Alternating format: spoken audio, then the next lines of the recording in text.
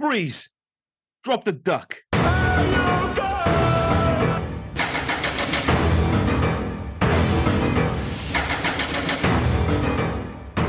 Welcome to Hey Guys Podcast. I'm Rob, that's Liam. And this week, join us as we follow two mismatched LAP detectives as they work to clear their names from the dumbest setup in history. We join the impeccably dressed and somewhat miscast Sylvester Stallone as Ray Fanta, as he is to team up with your average Joe policeman with gun boots, laser scope magnum, and an R&D department designing weapons in the LAPD.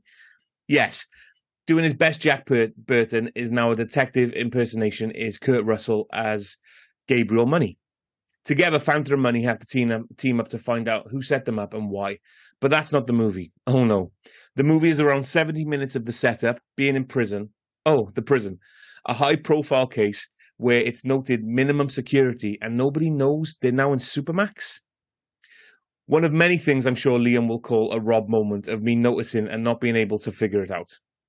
And then they seem to find out pretty easily who set them up. I mean, it wasn't hidden that well. Besides what sounds like an obvious ribbon of this film, and more to come, I assure you, Tango Cash remains an important film of my youth.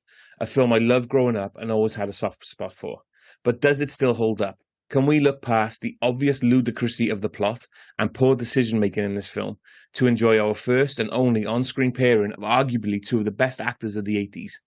Oh, and also, to keep people a bit more informed, this was also the last film to be released cinematically of the 80s. I'm not counting Steven Spielberg's Always, because up until 2 days ago, I never knew that film existed. Did you not? No, not at all. So Liam, tell us, this week, did you watch Tango Cash or Fanta and Money? Fanta and Money. For those confused by what's going on, he was trying to guess what we're doing next week? And it was basically a riddle. And I came up with Fanta and Money instead of Tango and Cash. And I'm not even joking. Absolutely ludicrous, but not as ludicrous as this movie. It's interesting you mentioned the fact that this was the last movie released in the US cinemas in the 80s. The perfect movie for it. As I know you haven't seen Always, that's absolutely fine. We're not counting Always because nobody wants to talk about Always. But this film being the last movie released in the 80s is just perfect because in so many respects, it has 1 foot in the 80s, well, 2 feet in the 80s and 1 toe maybe tentatively stepping into the 90s. Yeah. It's a bizarre movie because it's self-aware because, you have the stuff obviously with I Don't Like Danish from Sylvester Stallone and Rambo's a Pussy, but it's completely devoid of irony. Usually when you get these films out of self-aware, they come hand in hand with irony. There was a podcast in 2012, the Flophouse podcast, referred to this as the last film before irony was created. I think that's absolutely true. So it creates this completely unique movie, this completely unique tone where they're kind of making fun of 80s cinema, but then adhering to every single trope as they go. It's absolutely bizarre. And a complete mess as well, obviously. You can see it in the two characters as well, mine, because Cash is definitely your 80s super cop. Mm-hmm. And then you look at Tango, who is impeccably dressed. He's moving more into the 90s. He does the stock market. He does investments. That's a 90s character if I've ever seen one.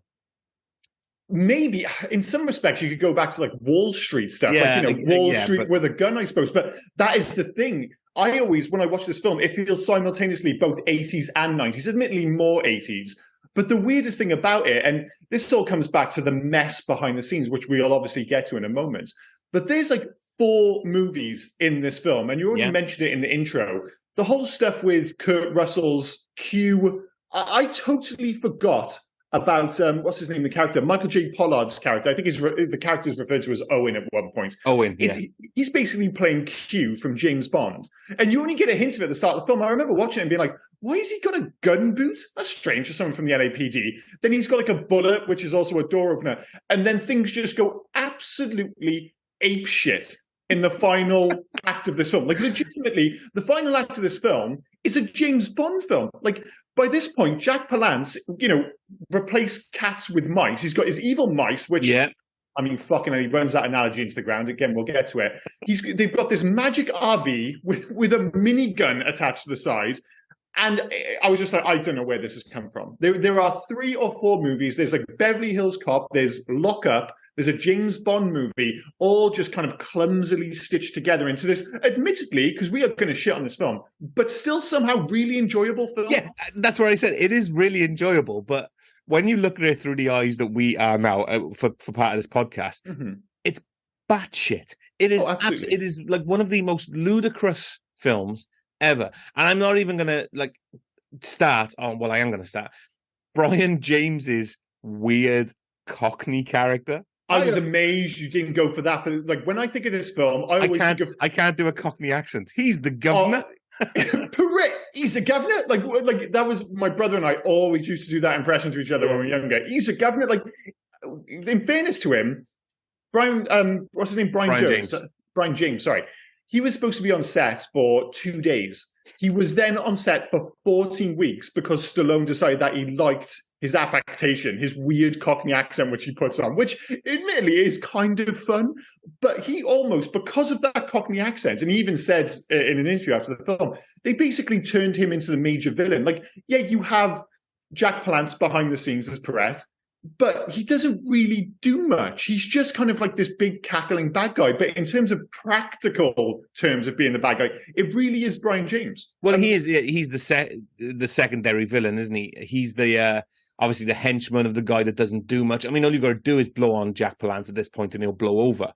But then you got Brian James as the I'm in love with my switchblade. Yeah, but he should be fourth bill because you also have Quan and Lopez who do nothing. Nothing. And isn't he just all Quan does?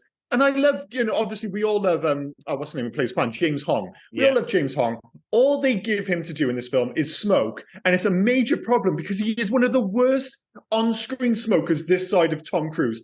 I brought it up on other podcasts. I hate bad smokers on screen.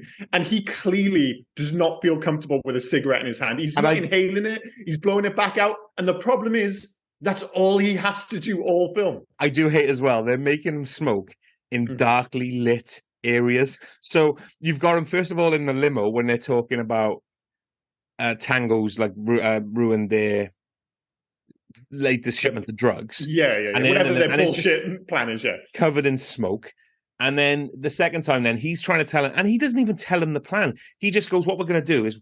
Well, no, he does tell him the plan, and it's the worst plan in the world because he's like, "No, we can't just kill him. We'll turn him into heroes. You know what we're going to do? We'll set him up, go to prison." Okay, I mean.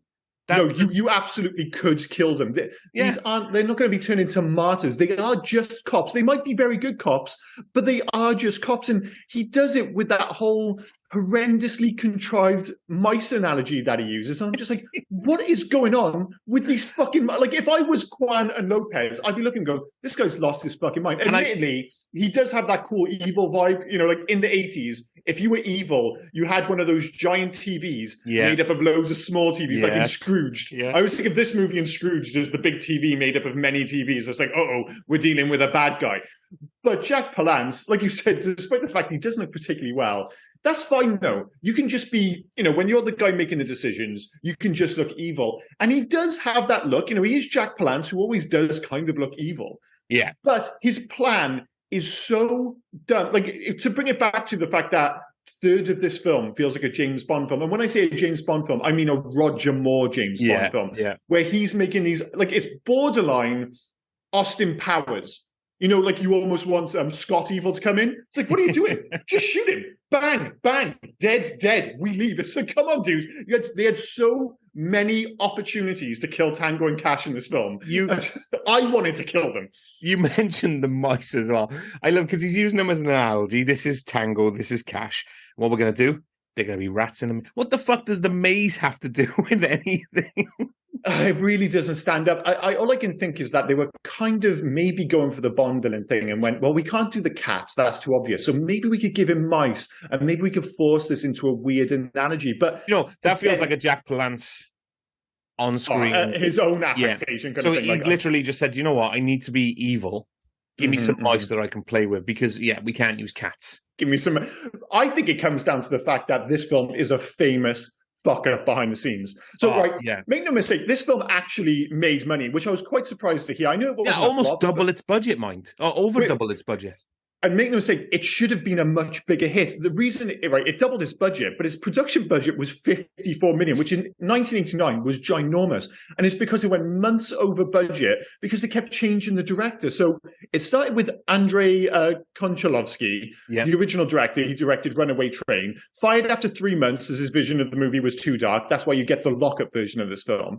He was then replaced by Albert Magnolia of Purple Rain fame, but not before Rambo 3's Peter McDonald briefly stepped in. And it was also suggested by the original director, Konchalovsky, that Stallone was also directing this film because he often steps in and directs. So this film basically had 4 directors, you've got a producer in John Peters who supposedly wanted to turn this into a borderline spoof, which at times, as we already mentioned, it feels like it knocks on the door, but then other times with the violence, it gets very dude. It doesn't knock on the door; it gently opens the door. He's got fucking gun boots. But it's the thing; it's the same film as when he's getting lowered in the prison into the water, and they're shocking him and all that jazz. Yeah. That's like proper Lethal Weapon, dark stuff, and it just doesn't fit in the same film. Like right from the opening, that if we take it right back to the start, the opening sequence was Sylvester Stallone with the dude with the giant jaw. Who's just credited, Robert Zadar, who was Maniac Cop, who's credited as Face in this. For obvious reasons. But so I'll let you go on about the beginning, but I just wanted to say, my first note is, why does Tango start off the film with a rap song? Let's do this. Don't know. And then and that's the credits, the credits, and then it's a weird let's do this, like a 90s family-friendly rap song. It's a bizarre way to start the film. And then you get to, he takes him over, he gets out of the gun, he gets out of the car, and then he reloads. Why is he I don't know. He takes out all his bullets. They're almost suggesting that he's putting in special bullets. Because the other ones are all individual, and this one comes in like a whole rack, so he just kind of thumbs them in as a set. But it's never explained, so you're just like, wait, he's taking out his bullets to reload for no reason. I was wondering, did he just come from another shootout? Well, I couldn't say that then. Did he come from another shootout? Or, are they hinting that he's got like special glass piercing bullets? Because I would argue all bullets are glass piercing. I just don't know. It never explains it. So you have this moment when he's got this tiny little gun, which is, on one side you have Cash's absurd handgun. I think it's a Ruger GP100. Yeah, with that giant laser on top, which it looks like the gun. I'm not sure if it is the same gun, but it reminds me of the gun Arnold Schwarzenegger uses in the first Terminator film. Yeah, he has a handgun with a giant laser on top. To me, that reminded me of the ones he had in Escape from New York. It's a similar vibe. And then you've got Tango with this tiny little black gun. He's trying to make it look important with the reloading thing, but it just does, especially in his giant man hands. But then the whole thing where he shoots the window, which is kind of cool. I don't know why at the end of it, though, when they break, all right, you hit the brakes pretty hard, that you would fly through the windscreen and land on the floor. That's not how brakes work. No. You would have to hit something for that to happen. You couldn't just put the brakes on like an 18-wheeler truck and then, if you're not wearing your seatbelt, you're going through the windscreen. No, that doesn't happen. That's not physics. Also, I'm sorry, speaking of physics and science and all that, I'm sorry, but even if there's a touch of petrol or gasoline, whatever you want to call it, in that massive tanker, don't shoot it. You probably shouldn't. So he was very confident about the fact that it was just full of cocaine or whatever the hell it was. But but somewhere in it, it's full of petrol because they've said we've tested it. It's got petrol in it. Does he know exactly where to shoot, or is it lined with cocaine? Like, and he knew his bullet wouldn't go through the cocaine because cocaine can stop a bullet. I have no idea. The bizarre thing is, right? It's terrible. But as you're talking about this, I can already hear Harold Faltermeyer's score in the background, like when it goes to Cash. It's like it sounded like a kids' TV show, and I'm like, the whole thing about Cash is that he's supposed to be cool, like you say, he's clearly a Jack Burton ripoff. Just he's maybe a little bit cooler than Jack Burton, because Jack Burton, that is one of the things when you go back and watch it, you're like, he's actually a loser. Jack Burton thinks he's cool, but he's really not. Where Cash actually is quite cool, but the score they give him does him zero favors whatsoever. Do you know what's funny as well? Cash is so cool. He lives in an apartment block or a block of flats, however you want to call it. Mhm. But he seems to get his own private garage. Dude, he's got his own like R&D division at LAPD. He can have what he wants. All I can think about as well is Last Action Hero. I totally confused those two scenes where he goes into his home and he looks in the mirror and the guy shoots through the mirror.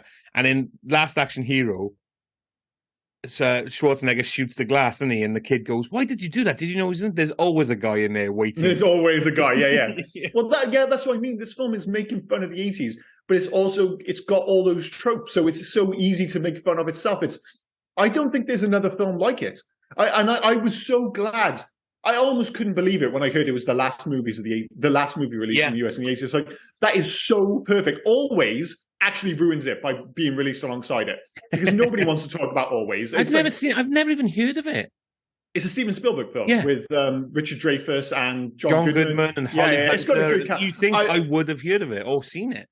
I've never seen it. It's one of those films, like, I heard it's not a great Spielberg film, and for one reason or another, I just never got around to watching it. But I always knew it as something of a famous Spielberg flop. But yeah, this being kind of straddled between the two decades is absolutely perfect. But we mentioned it earlier, and I feel like we just kind of brushed over it, just how insane the whole Michael J. Pollard thing is. The fact that he appears as if from nowhere. Yeah. Why I really had a good hard think about why Cash would have his own personal queue, his own personal completely expendable R&D department, apparently all working just for him. I'm like, wait, is there any explanation as to why this would be happening? No. And the other thing as well, right? They're part of the LAPD. They've said that. They're part of the LAPD. Cash has just escaped prison. He's just gone into the LAPD without a disguise, said, "Owen, what's up? Yeah, I just escaped prison. Can I have a gun?"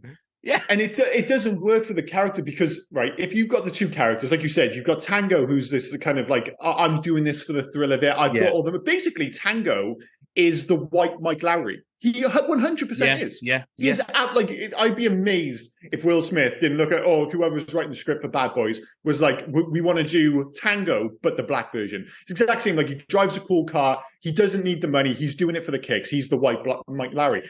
So the idea makes sense that, he would have the cool car, he would have the cool equipment because he's basically financing himself. And then Cash would be your everyday man. He's just like, I'm the guy who works at the LAPD, the relatable dude. But no, he's the guy with all the gadgets and stuff. I was like, that doesn't make any sense at all. It's such a strange, bizarre choice. I forgot, because when I remember, because I haven't seen this film in a long time, and when I remember it, I always remember like the first half in particular, the stuff in the prison, the escape, obviously the club with Terry Hatcher and the bizarre cross-dressing sequence, another part of the movie which feels like it was just dropped out of a different universe. But I had almost completely forgotten about the kitted out RV, the explosion at the quarry or wherever it was, and just how, like, they even have a self-destruct mechanism at the end, where, again, you mentioned earlier, like, what is Jack Palance's plan? At the end, Jack Palance sets off the self-destruct mechanism, and then his plan is to hold Terry Hatcher. When they get Terry Hatcher back at the end, there's 20 seconds left on the device. I'm like, well, what was Palance's plan? Was he just going to stand there and wait for everyone to blow the fuck up? Because he wasn't getting out of it. It was honestly, all right. And like, usually, sorry, I know I'm ranting, but the end is bananas. They often have this in action movies. You build up, and then you have like 2 or 3 of the main characters fighting off against their equivalent bad guys. Yeah. So you have Stallone fighting Perret. Is that right? Not Perret, sorry, against Brian James's character. Brian James. And then you get the random friend. Who's the random friend? Who, like, they make it a big deal as if to say, we're going to have a fist fight, and he is this guy. Who the fuck is this guy? Why do we give a fuck? The writers forgot there's 2 heroes. It's happened and you'll know better than anyone. You've watched all these films with me. There's 1,000,001 films where they set this up, and you have, like, it happens in the Fast and Furious films. You have a big, overly elaborate fist fight at the end, but everyone gets to fight. They do it in the Marvel films. They've done the same in this, only, like you said, they've forgotten that they have 2 stars. Like, we need another. Wait, what? In the script, you've got him fighting Jack Palance. Jack Palance is 102. What the fuck? We need another dude. Yeah. Can we just get like a martial artist guy? Let's grab another dude that looks surprisingly like Brian James and just get him to fight as well. So it looks like Tango and Cash are fighting the two. You mentioned Terry Hatcher as well as Kate or Kiki, whatever they called her. Catherine/Kiki, depending on what she's doing that time. Yeah. I'm confused though, because the last time we saw her, she had a plane to catch. She spoke to Tango in his office and said, right, I'm going. I have a plane to catch because I'm going on tour for a couple of months. Yeah. Now, there's no scene of her, there's no sight of her then in the courtroom with them. And it almost plays out like she doesn't even know he's in prison. Mm-hmm. And then all of a sudden, they go to the club and she's there. Like, is there a scene that needs... She's just there playing drums for some fucking terribly, reason. By the way. Terribly. She's such a bad drummer. I mean, and there's some of this film, some of the elements of this film which are incredibly 80s. None more so than Terry Hatcher in her entirety. The hat she's wearing earlier in the film when she's talking to Sylvester Stallone, like you said, making up a story which doesn't make any sense for the rest of the film is completely it's so elaborately written. You're like, well, this has to go somewhere. It doesn't. Then you're like, well, this is 1989 Terry Hatcher, one of the most beautiful women in the world. She's about to do like a striptease at the club. This is going to be amazing. And then you watch it and you just can't get past how just ludicrously 80s it is. Like with the drums, the hair, there's nothing erotic about it. It's just weird as fuck. And then why does she have a picture of herself in her bedroom? What the fuck is going on there? She's got a massive A3 picture of herself on her wall. Like, we're trying to be sold on the idea. And she's lovely. Like, don't get me wrong, Terry Hatcher, she's all charm, she's all charisma, she's very likable in this film. Yeah. But if I went in someone's flat and they had a giant picture of themselves, quite a sexy picture of themselves on the wall, I'm like, well, they're clearly a fucking sociopath. So yeah, I don't know what they were going for. Also, a house she shares with her brother. So her brother's watching this photo as well. Yeah, imagine that. Yeah. I didn't even think about that. But Sylvester Stallone's got a very strange relationship with his sister. So yeah. Go back to the strip club a sec, right? Mm-hmm. I love this as well because... What is it? Club Cleopatra? Yeah. Yeah, that's it, yeah. So strip club, dance club. I'm assuming it's a strip club. That's where I was. Yeah, it's a strip club, yeah. So they're in the strip club and they go, right, so Terry, you're going to play an exotic dancer. Okay, but I'm not going to get my boobs out. Yeah, that's absolutely fine. You don't have to. We're going to have a scene that we usually have in these films where the hero goes into the dressing room. Usually your boobs will be up because you don't want to do it. That's fine. We'll get every other woman in that club to be talking. Everyone else is in the exact same of undress. Yeah. Everyone's got their pants on, but everyone's got their top off. Yeah, that's fine. That's fine. It's easy. So you can be the random only one left with your bra on. You're all right. Fine. It'll be fine. It's amazing. And they even have a bit earlier in the film, like one of those fantastic moments. And it might be the last moment of truly random 80s nudity when they're driving around in the car lot. And a woman, for no reason, is just in the back of a car and she just looks out the window and her tits are out. I'm like, wait, what? Why did that happen? And the random guy... I wasn't complaining, but there was no excuse for it. The random guy pops up as well. That was like the R-rated scene from Titanic. Yeah, it was. It was like, the really Jippo version. Like, if Jack hadn't snuck onto the Titanic, that's where you'd end up fucking in a car park, basically. Yeah. Absolutely bonkers. And then, of course, you do get the cross-dressing sequence where they're trying to escape. And in fairness... in that moment, Terry Hatcher just looks smoking hot with like the leather jacket and she's doing a cigarette. It almost feels like it is basically an SNL sketch. And she looks absolutely smoking. And then you get Kurt Russell dressed in drag and they turn it into it is just that. It is a sketch in the middle of this film. And we talked about how sometimes it's inching towards spoof. Like you said, sometimes they just push that spoof door open. And this is maybe the most egregious example of that, where you're like, I'm not, even in this film, as bonkers as it is, that scene still feels completely out of place to me. He doesn't even hide his face. Everybody knows. No. This guy is in the newspaper at least once a week, right? And he's such a distinctive looking dude. Yeah. He doesn't look like a woman. Some people can pull off the drag thing. Kurt Russell is just too goddamn masculine. You got that copper as well, who he said something. I wish I wrote it down. I completely forgot it. It was so gross what he said. Because he's trying to get into Kurt Russell's pants. It's like, that's Cash, yeah? Well, at the very least, any dude would be like, well, that's clearly a dude in drag. Even if, right, say, for instance, you couldn't tell that was Kurt Russell. Fair enough. Well, we'll allow that to slide. The fact that he goes out of his way to hit on him anyway is like something out of Family Guy. Yeah. But it's funny. Maybe it would have worked a bit better if it was like Patrick Swayze, who was initially supposed to be. But he made the right choice, I think, to go for Roadhouse. But it's funny, right? Because he's hiding from the coppers because they're looking for him. Mm-hmm. 15 minutes ago, he walked into the LAPD and took guns and clothes off his friend. Yeah. Well, again, this is one of those perfect examples of a movie that's so clearly been stitched together. Like, not only did you have 4 directors, they changed. Was it director of photography Barry Sonnenfeld, who's coming up for the second week? He also he was the cinematographer on Big, and it's a weird one because when most people think of Barry Sonnenfeld, they think of him as a director, but up until like basically he was a director of photography for years up until Misery, but then completely abandoned it once he got the Addams Family gig, and that led into Men in Black and stuff. But he was also fired.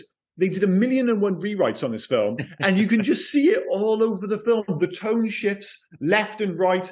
A lot of the stuff, that's as you the say, problem, right? You know, stuff gets dropped in. You're like, oh, this is going somewhere. No, we're just going to abandon this immediately. It really is insane. And if you stop and think about this film for more than a second, I would go on record and say that it's objectively bad, but I was watching it. I'm still enjoying it. Inexplicably, I'm still enjoying this film. You're still having fun. You said about 1,000,001 rewrites. What's funny is it was rewrites for the future of this film. Mm-hmm. They never went back to fix an issue. They just went, oh, you know what? I mean, I'd be surprised if there was a rewrite that they didn't get to film it where they end up in space the way they were going. It's bonkers. But I think it's so much fun. But it's bonkers. One of the things that made me laugh was when they're in the courtroom and they've got not the copper, Skinner, who's played by Michael Jeter, who I always think is the name of a sportsman, Michael Jeter. But well, because of the baseball player for the Yankees, that's what you're thinking of. Oh, there you go then. Yeah, Jeter. So he rocks up. Nobody should be looking at this guy and thinking, oh, you know what? He's not evil. He's not lying through his fucking teeth. He's so evil. It's amazing we've not really mentioned the stuff that happens in the courtroom because they do actually go into a bit and they try and explain away why they would end up in this high security prison. Yeah. They don't just it doesn't just kind of happen like it might do in like Fast and Furious films. You know, you have the courtroom scenes, they have the specialists, and they're all clearly being paid off. It's so ridiculous. Yeah, but they're going to minimum security, aren't they? Yeah, they are going to minimum security. But then once they get, like you say, once they kind of explain how they could end up in maximum security, how they could end up basically going for a plea deal and then ending up, because of Jack Palance, in a high security prison. It's all quite elaborate, but they kind of get away with it. But the moment that they get there, you're like, oh, no. How long could they could be there for like maybe a couple of hours? Like if you wanted to get them in there and then kill them almost immediately, you could kind of get away with it. But one, Jack Palance doesn't want to kill them. And then two, you're like, somebody like this, they have phones, they get phone calls. Somebody, they're just going to be like, guys, we're in a maximum security prison. There's obviously been a mistake. Oh, sorry, we'll send someone over. Jack Palance's reach isn't that fucking far. Like, it all just starts, they go to such great lengths to set it up, but then ignore the fact that it should just collapse upon itself almost immediately. But we have to just kind of roll with it then. For the next, 40 minutes in the prison? That's what I mean. The whole thing is that they didn't, the setup, the prison, it all feels like 70 minutes of a film. And then they finally figure out who's done it in 20 minutes. And then they kill him pretty easily. But we'll get to the proper end in a bit. But that prison scene is insane. I watched this on Amazon Prime. I don't know where you watched it. Yeah, it's bizarre. It has loads of cuts in it. It's like thank you. So you watched it on Prime as well, did you? I watched it on Prime. Yeah. It was like watching it on ITV in the late 90s, where there's loads of bizarre cuts. The first cut I noticed that they took off was the dude in the prison cell. Yeah, faces, broken nose, because you just see him quickly go in, bring him here, and then they walk, and then the next time you see him, they go, he broke my nose, my face, and my jaw, or whatever he says. Yeah. And he's got a thing on his nose, and then you're watching it going, how did that happen? Oh, yeah, I missed him slamming his face into the bars. Why did they cut that out, though? Why did they cut out the electrocution scene? Yeah, they cut out the electric. Like, I had to go back. because the cutout scene with Face was really obvious. It's a clumsy cut, Yeah. and I was like, but I remember him punching him when they had them both strapped again. Like a Bond film, strapped up really elaborately, and they were going to shock them, presumably not quite to death. I'm not clear what the plan is even to this day. All of a sudden, they just get away. And I'm just like, wait a minute, don't they actually get shocked? Yes, they do. Yeah. I was like, I had to look it up online. I was like, am I making this up? No, they got shocked. They just bizarrely cut it from the Amazon Prime version. What the fuck? Also, right, according to Cash's friend, in this prison, you could buy anyone. Okay, which I understand. All the the prison is on fire as they arrive. Yeah. So So clearly not up to scratch. The guards are meant to be dirty, but where are the other guards then? Because there's a two-part question, right? First of all, when the friend comes up, I think his name's Mac or something like that. He brings more guards with him to stop them from getting shocked. Yeah. So they must be guards who are not on the payroll. But then who's noticed then that the entire population of Gen Pop is missing from their bunks because they're all in the basement? Yeah, well, I realized where this question was going a couple of seconds ago, and my head was already going, I have no fucking idea. I was like, I had like an idea of where this question was going. I was like, this question could possibly go in 3 or 4 different directions. And I was almost 100% sure that I didn't have the answer to fucking any of them. Because yeah. I don't think there is an answer. I didn't even think about the fact that most of general population was down in the basement. That didn't even cross my mind. Of course, why wouldn't anyone go like, wait a minute, a lot of these cells are empty. What's going on? The yard is awfully quiet today. Why is the light on in the basement? Like, what's going on down there? And you're going to notice like Face missing, the most distinctive looking dude who's ever existed. And it's almost a shame he wasn't in more movies, because he is actually, again, just like everyone else in this film, he's good, he's memorable, he's overly elaborate. When he gets Sylvester Stallone on the roof later on, and he has the chain with the hook, I'm like, dude, you had so many opportunities, not only to kill him, but once he chains his leg, then I'm like, what is your plan? I don't see what you're trying to do. Like, I'm gonna just drag him on the floor until something, inconvenient happens to me. It's yeah, right. A lot of these films in the 80s, the famous saying is leave your brain at the door. Yeah. It is absolutely essential that you leave your brain at the door. You need to leave your brain at home, travel to where this is going to be. And then go back to Robert Z'Dar, right? I want to play the game again. You're never going to get it. This is so funny. But I'm still going to play the game with you. What's he known for on IMDb? Oh, Jesus Christ. This? Yeah. Oh, God, I've definitely seen him in other films. He's got 124 acting credits. You said, wowzers, in many things. Right. Well, he clearly wasn't in many memorable. I mean, this has got to be his number one role. So 2 things. This is his number one. I'm going to tell you what he's known for, and then I'm just going to read off some of his films. All right? Okay, yeah, go for it. But before I do any of this, I will say I'm pretty sure he was at the premiere because they screened the film on his forehead. Yeah, I mean, there's just so much face. I mean, it is a little on the nose. Sorry, these all feel like puns now. That he's called Face. Yeah, but I mean, there's a lot going on there. Like he must have grown up and gone, listen, the only job I'm getting is a bad guy. Like that's it, But so Tango Cash, obviously, then untitled horror comedy from 2009. Well, I wasn't going to get that one. No. So I've said it before, and we will watch it at some point. He is Maniac Cop. Oh, of course, Maniac Cop. Yeah, I've never actually seen Maniac Cop, but I am aware he's Maniac. But the one he's known for most, Maniac Cop 3, Badge of Silence. Okay. Not 1 or 2, just 3. Maniac Cop 3, fair enough. Yeah. And lastly, Samurai Cop. Well, that sounds pretty awesome. I mean, legit, like Maniac Cop's quite a famous, semi-famous like 80s B movie. Yeah. That's one of if you put Bruce Campbell into IMDb, that actually might be on the list of his, unless it was just like every Evil Dead and then the Evil Dead TV show. That would probably be above like Bubba Hotep and stuff like that. I think that was a relatively well-known movie in the 80s. I always remember the VHS, but for some reason I never watched it. Yeah. Have you heard of a film called Hell Comes to Frogtown? Yes, with Roddy Piper. Yeah. Yeah. Who plays Sam Hell? Him? Yeah. No. So Roddy Piper plays a guy called Sam Hell. Oh, I in have no idea. Helicopter Forever. I've seen the poster. I'm Yeah. fully aware of the film. I've never Okay. actually watched it. So in the sequel, There's a Frogtown sequel? 2, yeah, Okay, brilliant. Sam Hell is played by this guy. So Oh, that's a bit of a shift, isn't it? From Roddy Yeah. Roddy Piper yeah, to what's his name? Robert Z'Dar. Z'Dar. Yeah. Oh my So god. yep. So you've got that one. Obviously, I said Samurai Cop. What else have we got in here? Soul Taker. Great. It's film. Yeah, these all sound like the exact kind of films I thought he might be in. Frankenblade. Yeah. Ticking Shotgun all the boxes. Boulevard. Fantastic. Guns of El Chupacabra 2, The Unseen. Two. Not Hollywood the first one. Cops. Pocket Ninjas. Brilliant.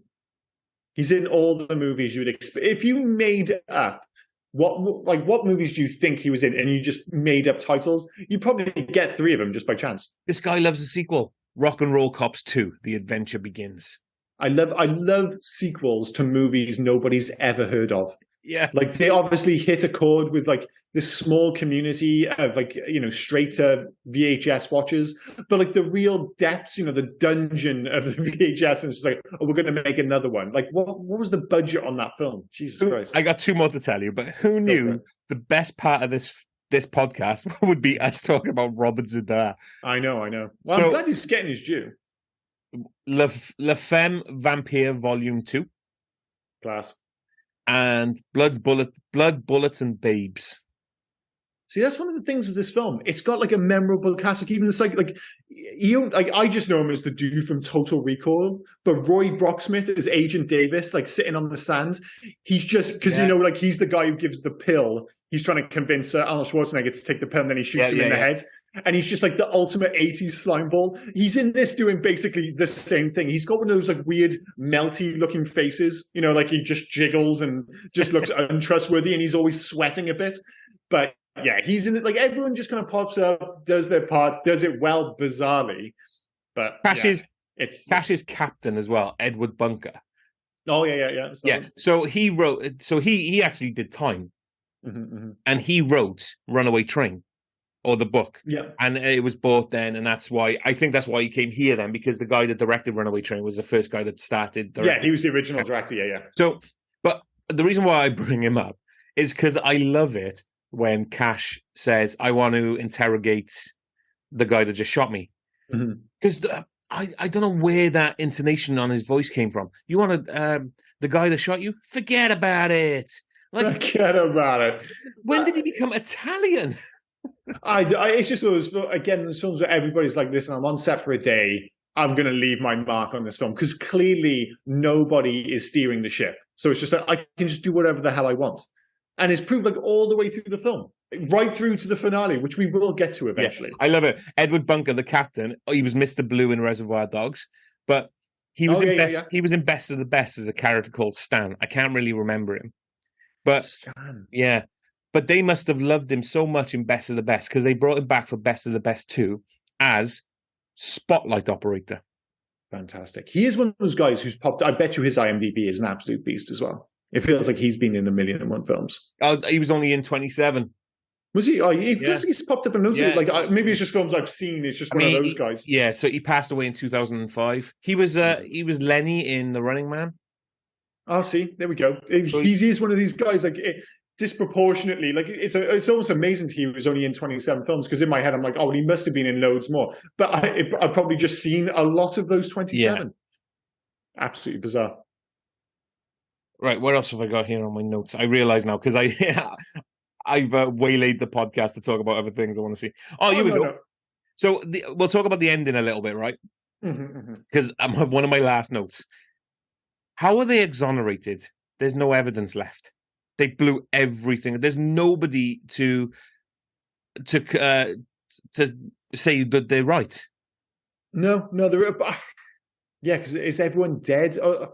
They've escaped from prison. No, wait, didn't they get they got the tape though, didn't they? With like the proof that was like, or did they just? I know he just said I recorded the conversation of the guy telling me to pick up money. Yeah, they've escaped from prison.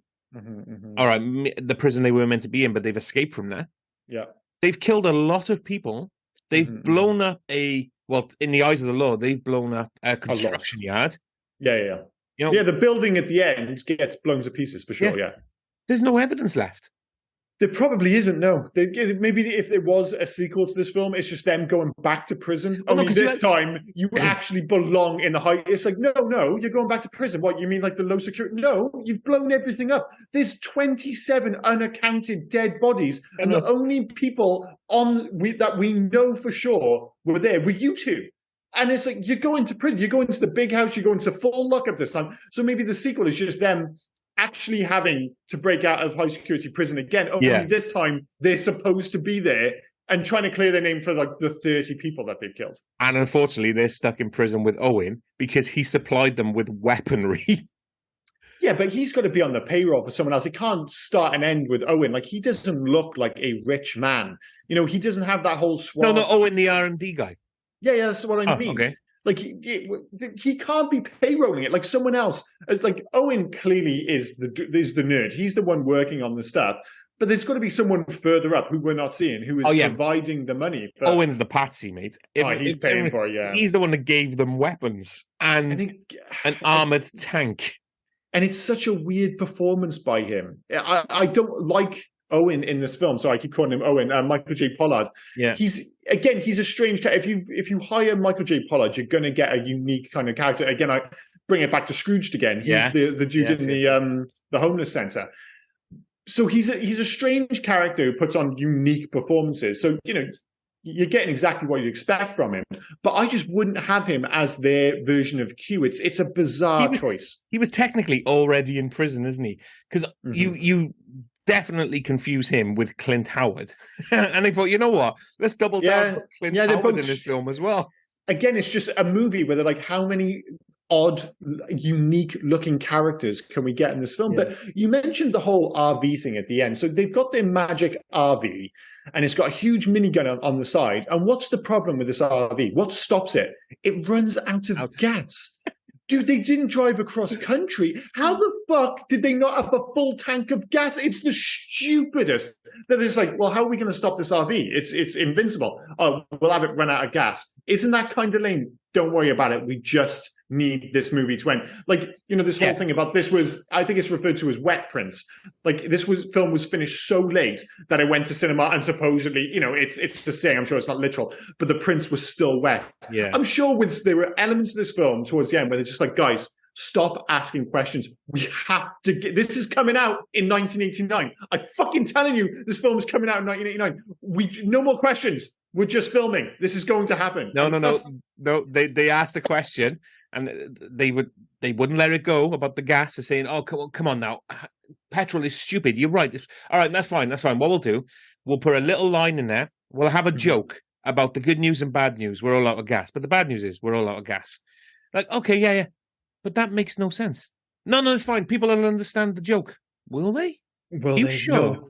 Maybe like the fact that it doesn't work as a joke was to basically stop you thinking about the fact that not having enough gas in the car doesn't make any sense. Like it's such a ludicrous oversight that you're like, wait, why is this? Like, how far have they driven? There's no suggestion that they had to go far. And if they had to go far, I guess, can you just pull over in that RV with a minigun on the side at a gas station? I don't know. But they're obsessed with size in this film as well. Oh, all the time. There's so many dick jokes. Well, the obvious one, obviously, when they're in the shower. Mm-hmm. And then you've got at the end where they're passing the guns out. Why do I get the big one? Or why do I get the little one? Like, what the fuck? Like, the sexual politics in this film are really bizarre. Sexual tension. The sexual tension between those two. Well, yeah, there is sexual tension between those two, but the weirdest thing I found was that the final scene of this movie is ostensibly... They Eiffel Towered the sister? Well, Tango high-fiving Cash about fucking his sister. I'm like, I don't have a sister, but I'm pretty sure I wouldn't be high-fiving a dude about him fucking her. Like, don't me, well, actually, maybe, right? If it was 1989 Kurt Russell and he was going to fuck my sister, I might be like, all right, dude, that's kind of cool. If anyone, you're just going to step aside and say, listen, if you're going to let any guy have sex with you, it probably should be 1989 Kurt Russell. Like, he's pretty fucking awesome. And his look is spectacular. Like, his hair shouldn't work. And it is just Jack Burton. But you're just like, oh yeah, Jack Burton was the fucking best. Like the hair is so big and slicked back, and the t-shirt and it looks ace to this day. Even like Stallone, a lot of Stallone's waistcoat really upsets me, and I won't go into too much detail because this is going to come up in hates for the movie. But god damn, it was buttoned so low, and it just But luckily we've got Cash there looking ace. But yeah, the fact that they're probably going to end up double teaming his sister is quite all I could think of was this film. Was the Eiffel Tower move when you're doing when the woman's between you and you're on both ends of the woman and you decide to high five. In porn, that's called Eiffel Tower. Is it really? Yeah. Oh, see, I was thinking like a finger cuff situation, but I guess that's without the high five. The high five, yeah. But yeah, they would definitely high five those sick bastards. Yeah. Stallone's a dirty boy. All right, well, on that horrendous note. Sorry, before we move on, go back a little bit. Why does every bad guy as well? I say every bad guy. I only remember it, I think, from like Enter the Dragon?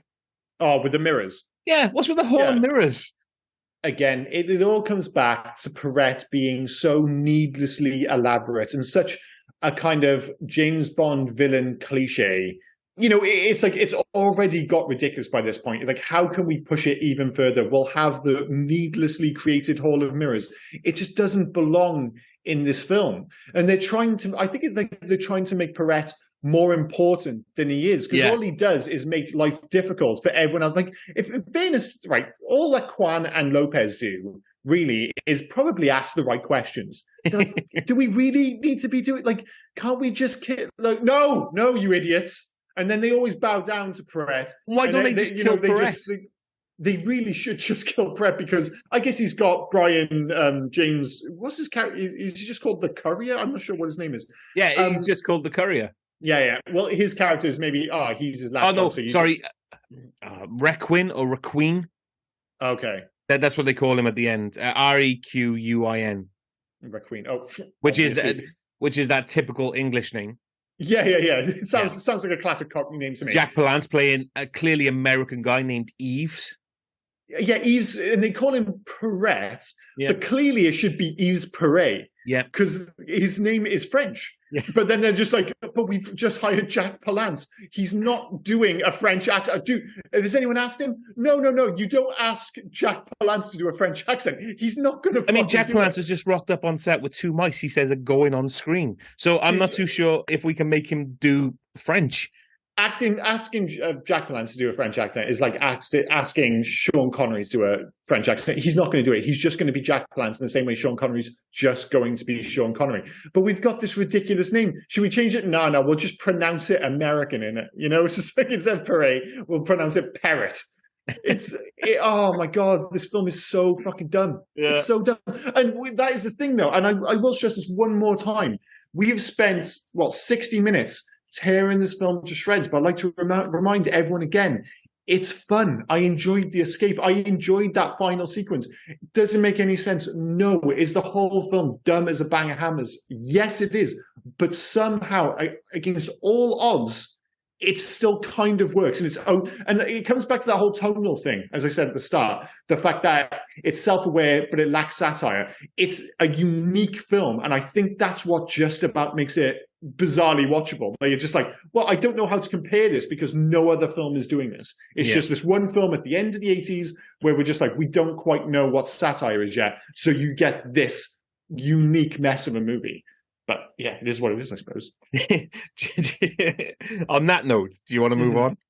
Yeah, well, in terms of favorite scene, again, I've got like the prison escape. It's all rather silly. But when I think of this film, as I said, I don't think of the final section. I certainly don't think of that opening credit sequence, which I totally forgotten, the bit with the truck and the music and the weird Stallone voiceover. When I think of this film, I still think of the prison sequence and specifically the prison escape.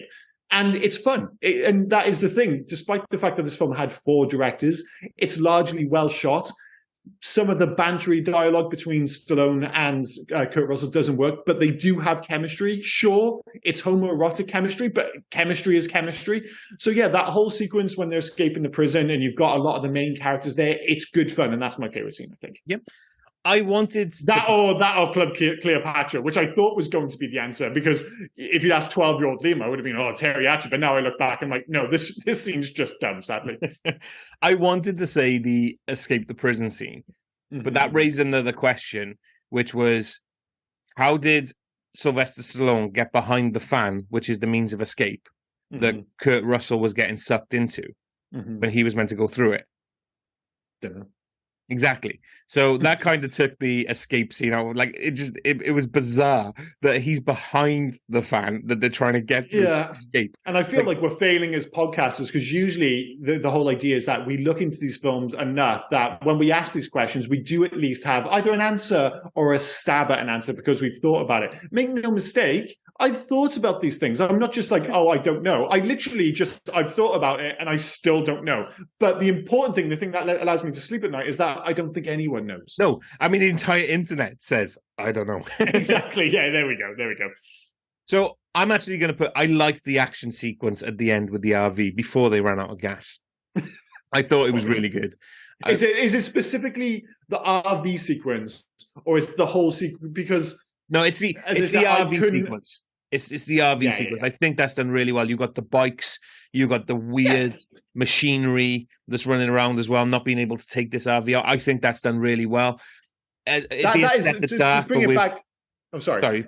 It's set at night, but the lighting is really good on it. Yeah. So I do think that was I don't want to say wonderfully shot, but that was one of the best shots and scenes of the film for me. It's well directed, but that brings it back to my earlier point, right? That whole sequence feels completely out of place with the rest of the movie. Yes. But judged on its own merits, it's well directed, it's well choreographed, it's well put together, and it's a good action sequence. It just so happens that it feels completely out of place with the 90 minutes or the 60 minutes that's come before it. In the same way that the fight at the end, it's all kind of, it's again, really silly, doesn't make any sense.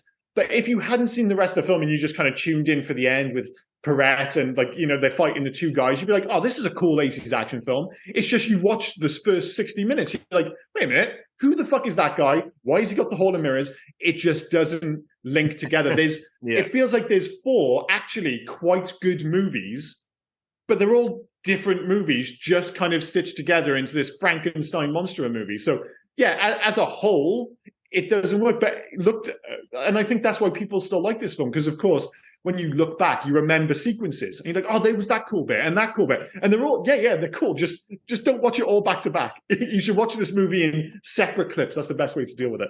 Before we move on, right? I was just looking at the extended cast list for this film, and there's a guy called Adolfo Quinones who is a dancer. But he wasn't credited as Adolfo Quinones. Mm-hmm. He was credited as Shabba-Doo. Shabba-Doo. Quite the name. Shabba-Doo playing dancer. What the hell's going on there? I don't know. Move on anyway. I just saw that and that kind of tickled me, so I thought I wanted to. I'm just going to ask, if you've got a strange response from me then, it's like, can you still see me okay, yeah? And hear me? I can see you fine, yeah. Okay, that's fine. I can't see you, but that's not a problem. Something very weird just happened to Zoom, but as long as it's still recording and you get my voice, we're all good. I can see you. You're moving around, but you can't see me? No, I can't see shit, but it's fine. It's fine. We'll carry on. I think what you've done is you've probably knocked a button and moved the camera off. Yeah, maybe. I don't know. It's bizarre. Loves and hates. So, okay for me to go first? Go for it, mate. Oh, so yeah, number 1, Stallone and Russell chemistry. As I mentioned earlier, some of the chat, and I don't think it's the problem with them. I think I'm never quite convinced of Stallone in comedy roles, and especially when he's trying too hard. I think he can be lighthearted successfully. I just don't think when they feed him comic lines, they just never come out naturally. So that is a bit of an issue. But I do like their chemistry, as I said, even though it's largely homoerotic. Number 2, the fact that it's self-aware, but it lacks any irony. You mentioned it a whole bunch of times, but it makes for a totally unique movie and a perfect final movie for the 80s. We've said it a bunch of times, but it really is. And number 3, Brian James. Brian James is awesome as Courier, whatever the hell his name is. You can see why they were like, all right, we've got him for like 2 days. He puts on the ridiculous Cockney accent. It's ludicrous, sure, but it is totally fun. So I can see why they kept him on for 14 days. And he's so much better than Jack Palance in this film, who is miscast and isn't. Well, I'm not sure if he's not given enough to do or given too much to do. Needless to say, Jack Palance doesn't work in this film. Brian James absolutely does.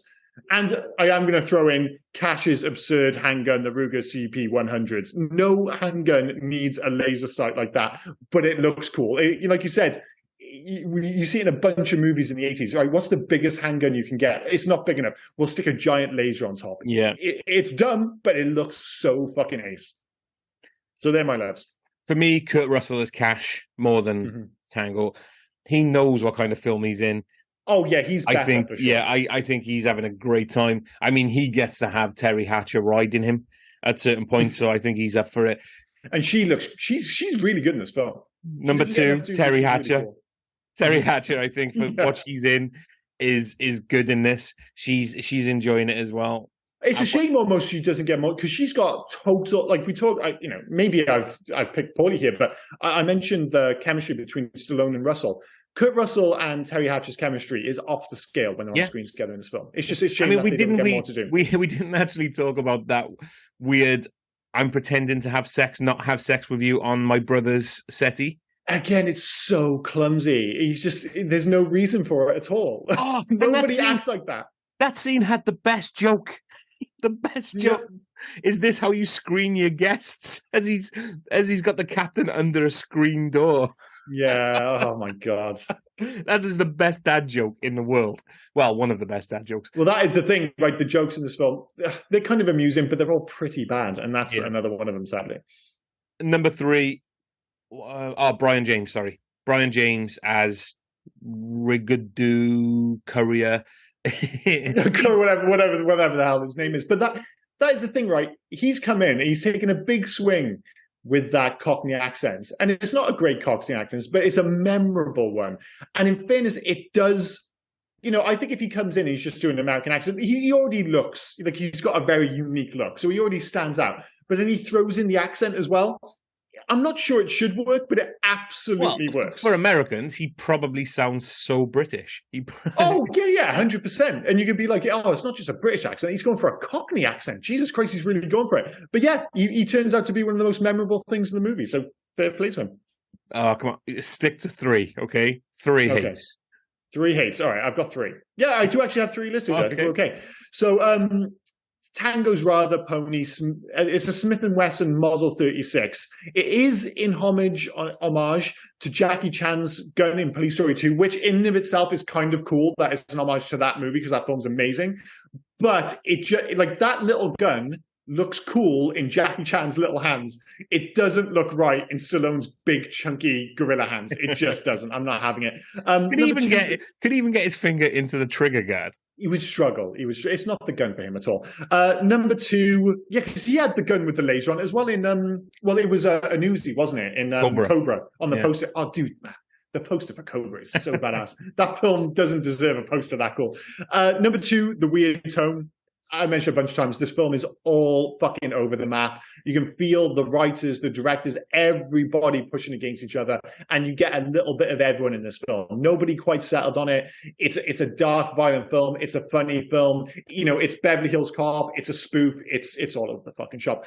And I mentioned it briefly earlier, Tango's low-button waistcoat. And I am going to throw in a 4th. Captain Schroeder's haircut. They really did Jeffrey Lewis dirty on that one. That haircut is absolutely terrible. It looks like a child cut his hair. Yeah. And he has a relatively large, he's probably like 6th build in this film. And they gave him that haircut. And he's a cool guy. Oh, man. It's not as bad as the low button waistcoat, which, why is the button that low? I know this does feel like a Rob thing, where a really bizarre thing has just totally got on my tits. But there's his suit for the most part is actually okay. I'm not convinced Stallone should be wearing it, but it's okay. But that low button waistcoat, Jesus Christ. But yeah, that and Jeffrey Lewis's haircut, Jesus Christ. So yeah, there were 4. I always put 4 in. I do apologize. Can I go? Yes, go for it, buddy. Yeah. Jack Palance is pointless. The plan is pointless. The mice in the maze, which basically says what the plan is going to be, makes no sense. Just Yeah, I see. I'm listening to this now. I'm like, how the hell didn't I? Why have I got Jeffrey Lewis's haircut rather than Jack Palance's plan? That is the correct answer. and a lot of this is the decisions by the writers and many directors, but the fact that nobody noticed the entire population of prison is missing for a night, Yeah. like it makes no sense. And sticking with the prison, nobody notices that the two super cops who have been arrested and is a high profile story are not in minimum security. Yeah, yeah. I mean, you could like pick out like 10, 12, 15 major plot points. We're not digging under the surface here. We're not being like facetious or like really like, picking at the film unnecessarily. There are 10, 12 major plot points in this film which make no sense. Yes. And number 3, the R&D department for LAPD, who are doing things like in elderly in-home protection, which is a dog with a gun in its mouth. Like it's insane. It should not. You're saying these. How did I not have all of these things in? It's just ridiculous. Sorry, one of us did, so that's fine. Yeah, that's fine. That's fine. Did I mention the waistcoat with the button, which is a little bit too low? Did I mention Didn't, but that kind of upset me. So I'm with you on that one. Fair enough. Fair enough. Do you have any alternate titles for this film? We do have some. So Brazil, Tango and Cash, The Avengers. All right, fair enough. So I've already covered this. Finland, right? I've already covered this when we did the Cobra podcast. Tango and Cash and Cobra. Yeah, that's a great one. I'm glad we brought that one back, if anything. God bless you, Finland, for bringing that nonsense to our lives. Japan, Deadfall. Nope, not that. Makes some sense. Lithuania, Tango and Cash. yeah, okay, that's... Sure. Taiwan, Tango and Money. No. Really? Yeah. Fantastic. And finally, obviously it's Tango and Cash pretty much everywhere, but the last one is Vietnam. Tough Couple. Tough Couple. I really thought you were going to say Fanta and Money then, really. And Liam, Fanta and Money. Fair enough. Oh, and Liam, Fanta and Money. Oh, there we go. Fair enough. Any facts of this film? Other than the aforementioned complete mess behind the scenes? Yeah, we've covered quite a few of them, so I'm just going to pick a couple here. The glasses Stallone wears early in the film are his own, not props. Mm-hmm. He usually wears contact lenses in his films. The lenses show that he's very nearsighted in one eye, less so in the other. Plus, he has astigmatism. Mm-hmm. Kurt Russell was originally considered and offered the role of Martin Riggs in Lethal Weapon, but he turned it down and it went to Mel Gibson, with whom he worked on Tequila Sunrise. His character in this film is loosely based on Riggs. Mm-hmm. He's loosely based on Riggs. He is 100% based on fucking Jack Burton. Yeah, I'm not having that. It's just Jack Burton. The climactic battle in the quarry was shot in a real quarry in Irwindale, California, east of LA. Every shot in the sequence was filmed by a minimum of 11 cameras, and some of the setups were so dangerous the stunt team was only allowed to do them once. That's why it still looks so cool, though, because like, so many modern films would have, like, it would be like a CG mess and stuff. There's still that practicality to this, where you're just like, oh, yeah, this looks dangerous and looks real. And it doesn't matter how good the CG is. It still has that glossy... You can see just by the way they move the camera, like, well, you couldn't do that in real life. So your brain immediately goes, this is fake, no matter how real it looks. Whereas you see something like this and be like, yeah, this is the way you shoot an action movie. This is insane. Shortly after this film was released, a very potent batch of heroin was sold in the Bronx, New York. Tango and Cash was stamped on the bags. So many users overdosed, some fatally, that the NYPD drove around neighborhoods using loudspeakers to tell people not to use that particular batch of heroin. This was reported on all the flagship network TV stations there as well. Please don't use Tango and Cash. Tango and Cash is not good for you. Do not use Tango and Cash. That is amazing that they like a heroin. It was heroin, you said. Yeah? Heroin, yeah. Yeah, that it would be so bad that the cops would like go around with loudspeakers and say, listen, we know you guys like heroin. Just don't use this heroin. There are many other heroins, whatever you're going to call them, out there. Just don't use Tango and Cash. Like, heroin is pretty bad, but like the Tango and Cash one, dude, you're just going to die. Don't do it. Avoid Tango and Cash. At all costs. Some sounds used for the RV are the same as the DeLorean time machine from Back to the Future. Awesome. Well, it just has that. It just make it sound futuristic-ish. This was the second movie in which Savaley Kramarov and Brian James appeared together. The first was Red Heat, which came out the year before. Fuck Just me, right, how just have we a quick not done Red Heat? Yeah, that's a good point. Probably because it's not a great movie, but that's fine. But yeah, with the RV, what are its special powers beyond it has a big gun and it's probably a little bit bulletproof? Like they really sell it as this big, this technological marvel. And then they get in, I'm like, all right, it's got a big gun. It runs out of gas pretty quick. I'm not sure what else it does. It's got a Zoom meeting function by the looks of it. Yeah, maybe. And then, we forgot to mention, like, during this big finale, for no reason other than it's the 80s and they could do it, the bad guys have a monster truck. Why do the bad guys have a monster truck? Because they knew the good guys had an RV. Oh, they've got an RV. No, we'll get something better than that, dude. What are you going to get that's better than that? Trust me, dude. We'll definitely get something better. Again, I didn't even question it when I was watching the film. I'm just watching, this is absolutely fine. And then afterwards, like, wait. Why? Is there any good reason why the bad guys would have a monster truck? A monster truck in a construction site. Yeah.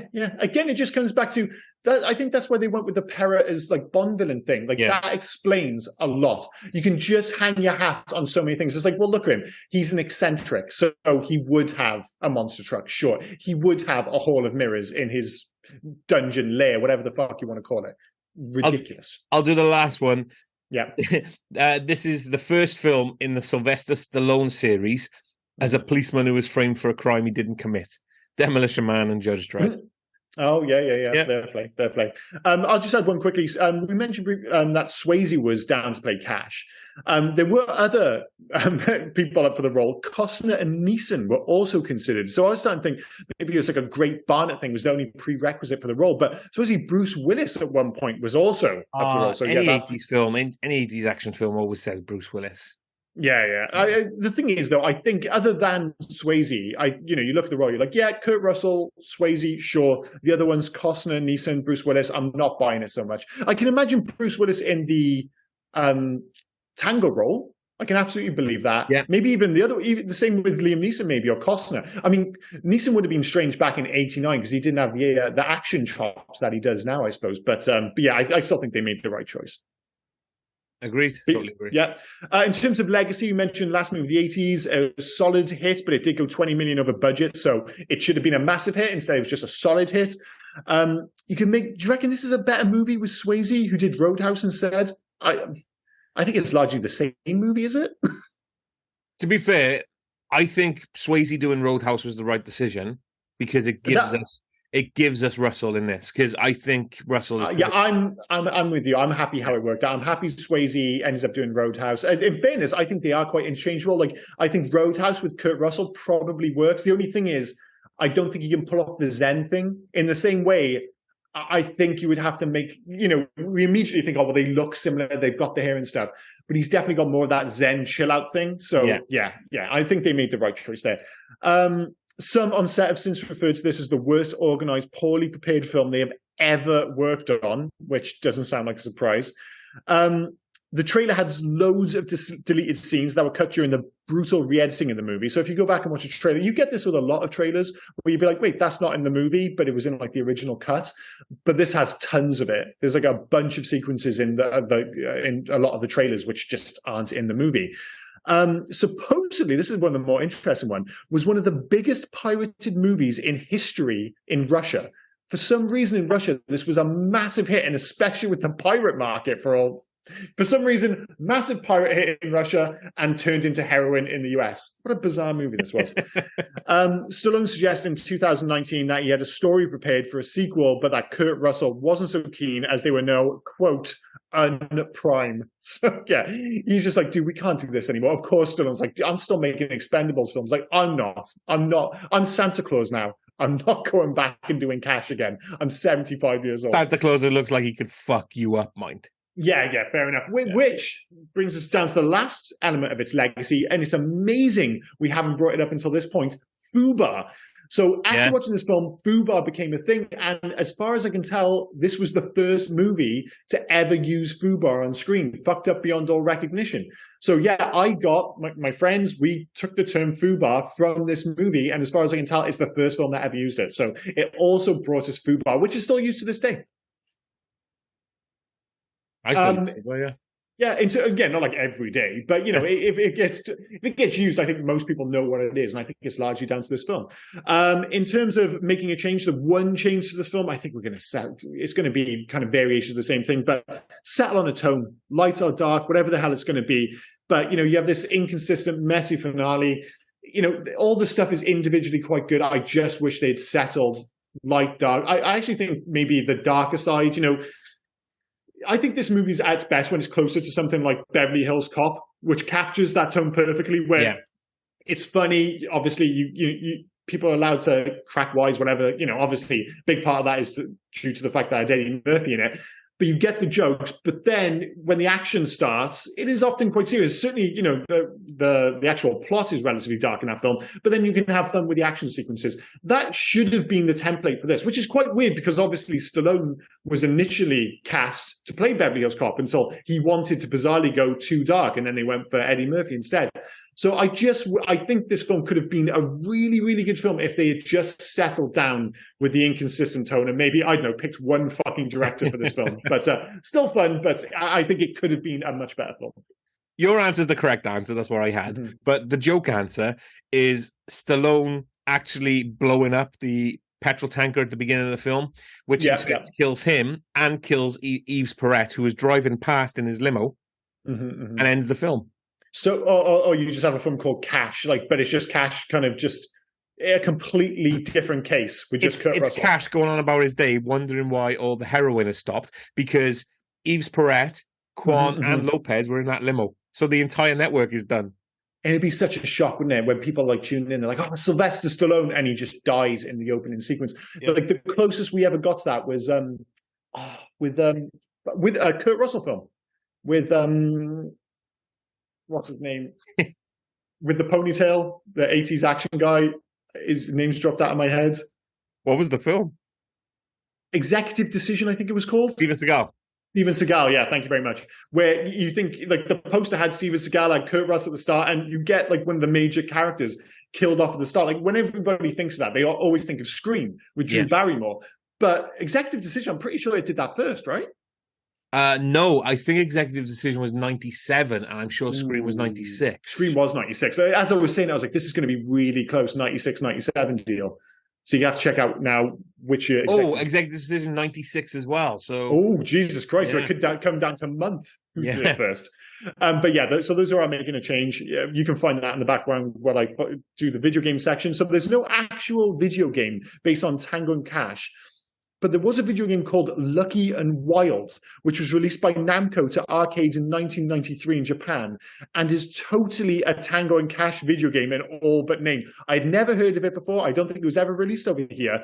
But it's a light gun driving game by Yutaka Kanoe, who later went on to work on classic light gun games like Point Blank and Time Crisis. So one player, you have one of those big arcade units, one player drives the car, so you have a steering wheel, and the other one shoots as a well-dressed cop. And when you look at the poster, it's basically Tango and Cash.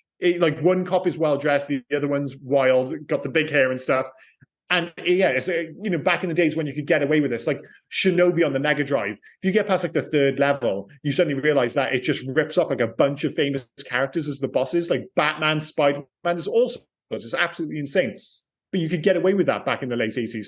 And it's the same in this. The arcade game is just Tango and Cash, but it's called Lucky and Wild. So if I was going to have my own video game, I would just re-release it because it really holds up well. It's got rather than late 80s scrolling graphics or 3D graphics, it's got scrolling graphics like the original Outrun, but really high quality versions of that. And I would just rename it as Tango and Cash and just reintroduce it into arcades outside of Japan. And honestly, I think people would go past it and would still capture people's attention because it's such a cool setup with the driving and the light gun. I'm not sure if there's another game that has that. this is going to show my age, but I can go back to arcade games like Chase HQ, which had that, but it wasn't with a light gun; it was with a control stick. So yeah, there was something very cool about the idea, and the game still looks great. I just rebrand that as Tango and Cash and bring it out today. So that'd be my choice. Firstly, I'll go back to the releases. Mm-hmm. Scream was released December the 18th, 96. Mm-hmm. Executive Decision, May 96. Oh, see? I told you. Executive Decision did it first, dude. Just not as famously. It's just not that many people went to see Executive Decision. That's all that is. Secondly, I had this written down because I was thinking of the video game, right? Mm-hmm. Video game in the 80s where, yeah, so my Google said video game, cops in car, 80s, one gun, one driving. Mm-hmm. I remember Lucky and Wild. That I couldn't think of the name. Really? I was trying to do, because I used to play it with my brother in Porth Call. When we used to go to Porth so it was released over here. I saw it down as being only in Japan. That's awesome. My parents took us to Porth Call and we used to play this in the High Tide arcade. Oh, see, all I remember is the closest thing we got to it was Chase HQ, and I remember that in the arcades at Barry Island. But I never saw Lucky and Wild, no pun intended, in the wild. But it's such a cool arcade game. And it really is just Tango and Cash. It's Lucky and Wild. Because I had, that was my choice for this video game. So we actually both want awesome. My choice, because I remember playing that where you had because I put it with the RV instead. And you've got Tango and Cash. That is literally what I was going to put as well. The fact that, because I couldn't think of the name, I was going to ask you, do you remember the video game where you explained with the couple? And you were going to say no if you didn't know Lucky and Wild. But the fact that you've done that research for me is fantastic. Oh, I probably would have said Chase HQ because that's the one I remember. But yeah, Lucky and Wild is even better. It's obviously slightly newer because Chase HQ was mid-80s, I think. Yeah. But yeah, this game just looks so cool and so Tango and Cash. So yeah, it'd be awesome if they re-released that. And I would totally play that to this day. This is going to be interesting. Scores and recommendations. So yeah, I've thought long and hard. It's a 3-star film for sure. It's arguably a 2-star film with 4-star fun and ends up being a 3-star movie, if that makes sense. Like it's really fun, really watchable. It's a complete mess. So I'm settling on 3 stars. I'm pretty comfortable with that. The recommendation part is the trickier bit, because if you grow up with it, you probably have really fond memories of this film. But getting somebody to watch this who's never seen it before, I'm not sure how they would feel about it. So I'm not convinced I'd recommend it as much as I enjoyed it. It's a complete mess. But it's still a fun watch. I mean, if you put everything aside, you have fun with it. It is definitely a 3-star film because the actors are still doing what they can, and you can see that on screen. It is still fun. The action set pieces, even though some of them make absolutely no sense, they're fun. They're fun to watch. While you've got the action set pieces, everything is good. Like, you pick it out, you're like, everyone gives a pretty good performance. It's relatively well directed. The action sequences are fun. It just doesn't make sense. So everything works. And for the sum of its parts, it works really well. But it is a 3-star film. Yeah. And I can't recommend it to people who haven't seen it before. There are better Stallone, better Russell films out there that you can go and watch. I would recommend Big Trouble in Little China all day long. But I can't recommend this film to somebody who hasn't seen it, who doesn't know how batshit it is. Yeah. There would just be too many questions. Like if you've grown up, like even if you grew up with it, I would suggest like go back and rewatch it because it is fun and it is even weirder than you remember. But yeah, telling somebody from scratch who's just never seen Tango and Cash, like in 2023, like, oh, you have to go and see Tango and Cash. No, that feels like a bit of a stretch. I wouldn't tell anyone not to watch it, but I wouldn't go out of my way to recommend it. Just no way. So yeah, same here, 3 stars. So I feel then we've only just got over Hugtober, and now we're going straight into Christmas, which we haven't got a name for yet. All right, so yeah, our Christmas season of podcast. So yeah, because of the way the weeks fall, we're going to do 4 Christmas movies back to back. Well, actually, we're going to do 4. Just from my choices, we're going to do 4 maybe Christmas or 2 maybe. Well, Christmas yeah, movies. we've talked about a bunch of films, like those whole like Christmas adjacent films. Like Die Hards and all that. They're Christmas films, but they're Christmas adjacent, not your traditional Christmas films. Not in the same way that Christmas Carol is a Christmas film. But it's going to be an interesting selection of movies for sure. Hopefully better than Santa's Sleigh last year, which wasn't a great film. Santa's Sleigh was perfect. It was the right amount of Christmas. That is the first time anybody on earth has said that sentence, just in case. I can't even remember the score I gave it, but it was probably Santa's Sleigh is perfect. Nobody has ever fucking said that. It's just to be clear. It's your choice to kick us off for Christmas anyway, isn't it? So Yeah, so this is a weird one because it is definitively a Christmas film, but I guess, not a traditional one. But I'm going to go for Bad Santa because this film popped up at that time, the early to mid to like noughties, whatever you want to call them now, were really, for me at least, the golden age of quite gross comedies. But just in, cinema comedies, like every year you get a bunch of films which do huge box office, we become these big cultural events. Like, for me, like Zoolander, Anchorman, all these films are old school. They were a massive part of my quote unquote youth, when we were in university and stuff.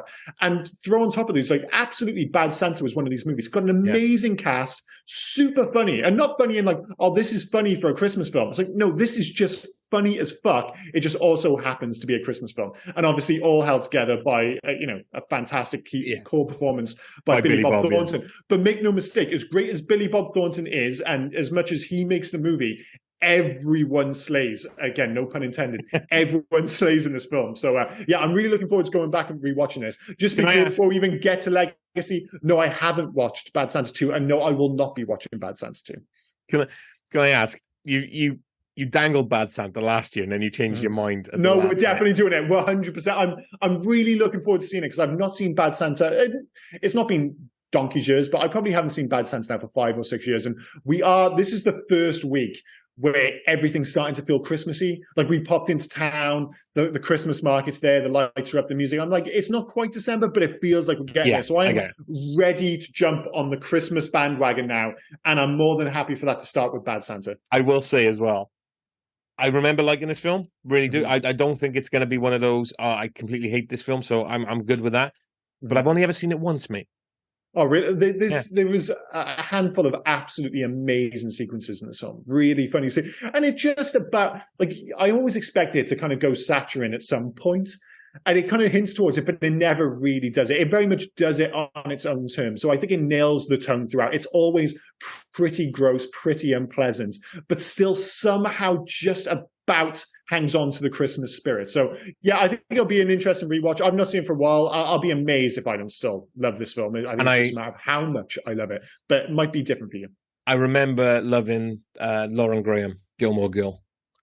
Oh yeah, everyone's awesome. Everyone's awesome in this film. But so next week, the start of our Christmas season of podcasts. But this has been Tango Cash. Do you have anything else to add before we wrap up? No, just you got it wrong. This has been Fanta Money. And of course. Cheers. Well, I will not let that go. Been Rob, I've been Liam, you've been listening to Hey You Guys podcast. We'll see you next week for our first in our Christmas season of podcasts. Oh, and before I forget, where can folk reach us if they were so inclined to? Well, you can actually reach us on Hey You Guys 80s at Facebook, Instagram, and on Twitter. But if you want to send us a mail, do heyyouguys80s@gmail.com. Send us in your recommendations. Send us in your thoughts about any of the episodes. Just literally talk to us. We'll have a one-sided talk with you on the podcast. Yeah. We're nice folk. Get in touch. But no, cheers, guys. Bye-bye. Cheers, guys. Bye now.